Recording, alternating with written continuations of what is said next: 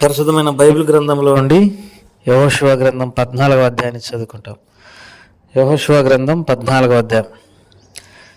ఇజ్రాయేలీయులు కానాను దేశమును పొందిన స్వాస్థ్యములు ఇవి.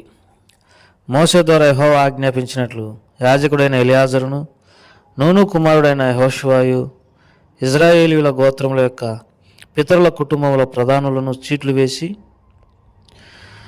9 గోత్రముల వారికి అర్ధగోత్రపు వారికి ఆ స్వాస్థ్యములను పంచిపెట్టిరి. మోసే 2 గోత్రములకును అర్ధగోత్రమునకును యోర్దాను అవతలి స్వాస్థ్యమును నిచ్చి ఉండెను. అతడు వారిలో లేవీలకు ఏ స్వాస్థ్యమే లేదు.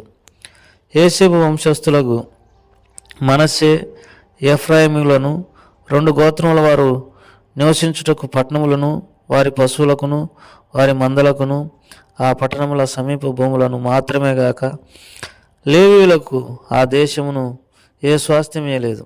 యెహోవా మోషేకు ఆజ్ఞాపించినట్లు ఇజ్రాయేలీయులు చేసి దేశాన్ని పంచుకొనిరి. యూదా వంశస్థులు గిల్గాలో యెహోషువ యుద్ధకు రాగా కెనేజీయుడకు యెఫున్నె కుమారుడైన కాలేబు అతనితో ఇలాగు మనవి చేసెను. కాదేశు బర్నేయలో దైవజనుడైన మోషేతో యెహోవా నన్ను గూర్చి నిన్ను గూర్చి చెప్పిన మాటను వెరుగుదు. దేశమును వేగు చూచుటకు యెహోవా సేవకుడైన మోషే కాదేశు బర్నేయలో నుండి నన్ను పంపినప్పుడు నేను 40 ఏండ్ల వాడను. ఎవనికి భయపడక నేను చూసినట్టే అతనికి వర్తమానం తెచ్చి తిని నాతో కూడా బయలుదేరి వచ్చిన నా సహోదరులు జనుల హృదయమును కలుగజేయగా నేను నా దేవుడైన యెహోవాను నిండు మనసుతో అనుసరించి తిని. ఆ దినమున మోషే ప్రమాణం చేసి నీవు నా దేవుడైన యెహోవాను నిండు మనసుతో అనుసరించితివి కనుక నువ్వు అడుగుపెట్టు భూమిని నిశ్చయంగా నీకును నీ సంతానమునకు ఎల్లప్పుడూ స్వాస్థ్యంగా ఉండునని యెహోవా చెప్పినట్లు యెహోవా మోషేతో ఆ మాట సెలవిచ్చినప్పటి నుండి ఇజ్రాయేలీయులు అరణ్యంలో నడిచిన ఈ 45 ఏళ్ళు ఆయన నన్ను సజీవునిగా కాపాడి ఉన్నాడు. ఇదిగో నేను ఇప్పుడు 85 ఏండ్ల వాడను. మోషే నన్ను పంపిన నాడు నాకెంత బలము, నేటి వరకు నాకంత బలము. యుద్ధం చేయుటకును కానీ వచ్చుచూ పోచుండుటకు కానీ నాకు ఎప్పటి ఎట్లు బలమున్నది. కాబట్టి ఆ దినమున యెహోవా సెలవిచ్చిన ఈ కొండ ప్రదేశమును నాకు దయచేయము. అనాకీయులను ప్రాకారం గల గొప్ప పట్టణములను అక్కడ ఉన్న సంగతి ఆ దినమున నీకు వినబడెను. యెహోవా నాకు తోడయుండి నేడలా యెహోవా సెలవిచ్చినట్టు వారి దేశమును స్వాధీనపరుచుకుందును. యెఫున్నె కుమారుడైన కాలేబు ఇజ్రాయేలీయుల దేవుడైన యెహోవాను నిండు మనసుతో అనుసరించేవాడు గనక యెహోషువ అతన్ని దీవించి అతనికి హెబ్రోను స్వాస్థ్యంగా ఇచ్చెను. కాబట్టి హెబ్రోను యెఫున్నె అను కెనేజీయుని కుమారుడైన కాలేబునకు నేటి వరకు స్వాస్థ్యంగా ఉన్నది. పూర్వం హెబ్రోను పేరు కిర్యత్ అర్బా అనాకీలలో గొప్పవాడు. అప్పుడు దేశం యుద్ధం లేకుండా నెమ్మదిగా ఉండెను. ప్రభువారు ఈ మాటలను మన కొరకై దీవించి ఆశీర్వదించునుగాక. చిన్న ప్రార్థన చేసుకుంటాం. ప్రేమగల తండ్రి, ఈ మాటలన్నింటినీ మాకు బోధించండి. మేము నీ వాక్యం చేత బలపరచడానికి కృప చూపించండి. యేసు ప్రభువారి నామం పేరిట స్తుతించి ప్రార్థించేది వేడుకుంటున్నాం తండ్రి, ఆమేన్. ప్రియమైన సోదరులారా, సోదరులారా, ఈ అధ్యాయంలో కొన్ని వాక్య భాగాలను మనం ధ్యానించిన తర్వాత ముగించుకుంటాం. 3వ వచనం చివరి భాగంలో లేవీలకు ఏ స్వాస్థ్యమే లేదు. లేవీలను దేవుడు తన సేవ కొరకు ఏర్పరచుకున్నాడు. తనకు సమీపంగా ఉండడానికి, తనకు ధూపం వేయడానికి, తర్వాత తన నామం పేరిట బలులు అర్పించడానికి, తన నామం పేరిట దీవించడానికి, తర్వాత తనకు సేవ చేయడానికి దేవుడు లేవీలను ఏర్పరచుకున్నాడు. కారణం ఏంటిదంటే వారిలో ఉన్న విశ్వాసం, వారిలో ఉన్న దేవుని ఎడల భక్తి, వారికి దేవునిపై ఉన్నటువంటి రోసం. కాబట్టి వీటన్నిటిని బట్టి దేవుడు వారిని తనకు సేవ కొరకు ఏర్పరచుకున్నాడు. అయితే వారికి స్వాస్థ్యమే లేదు. ఇజ్రాయేలీయుల మిగతా గోత్రాల మధ్య దేవుడు మిగతా గోత్రాల వారికి సెలవిస్తూ వచ్చినాడు, నేను లేవీయులకు మీ మధ్య స్వాస్థ్యమే లేదు, కాబట్టి మీరు వారిని చేయి విడవకూడదని దేవుడు ఇజ్రాయేలీయులకు సెలవిస్తూ వచ్చినాడు. ఉపదేశం పొందువాడు ఉపదేశించడానికి మంచి పదార్థములలో భాగం వేయాలని దేవుని వాక్యంలో రాయబడింది. మనము దైవ సేవకుల ద్వారా సేవను అనుభవించినప్పుడు, వారి ద్వారా ఎంతో దీవించబడినప్పుడు మన భాగంలో కూడా వారికి పాలు ఇవ్వాలననే సంగతి మనం ఎరగవలసినటువంటి వారం అంటున్నాను. తర్వాత ఇంకొక మాటను కూడా ఇక్కడ మనం చూడగలం. 7వ వచనం, యెహోషువ గ్రంథం 14వ అధ్యాయం 7వ వచనం.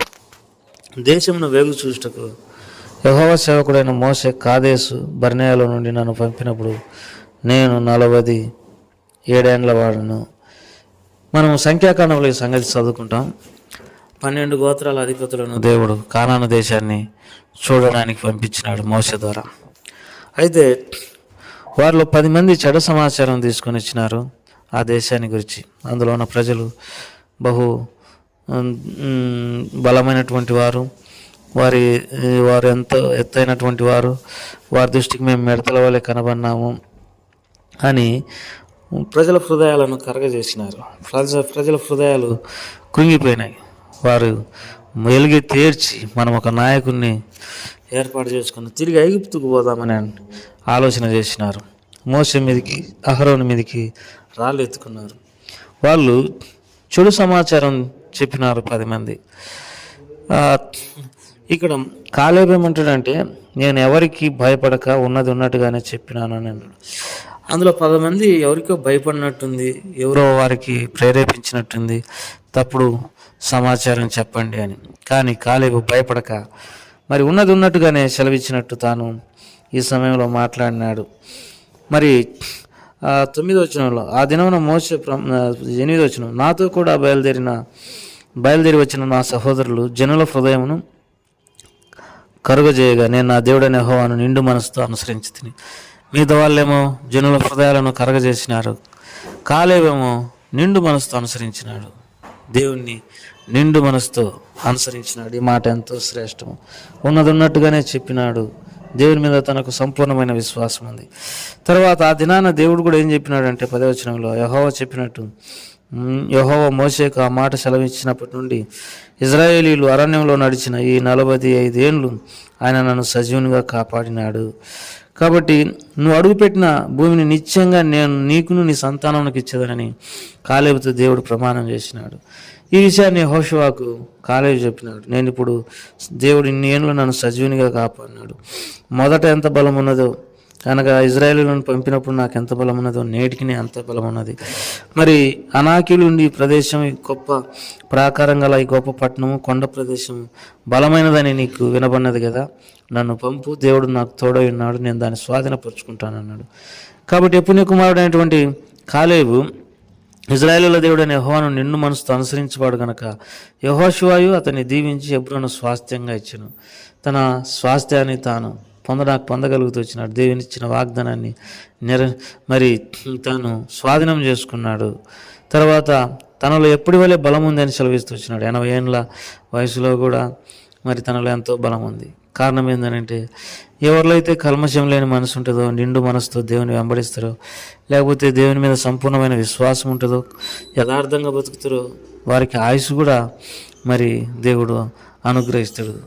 అతను నన్ను ప్రేమించున్నాడు కనుకనే అతన్ని తప్పించదను, శ్రమలలో నేను అతనికి తోడైండదను, అతని గొప్ప చేసేదను, అతని దీర్ఘాయువు చేత తృప్తిపరచదనని దేవుని వాక్యంలో రాయబడింది.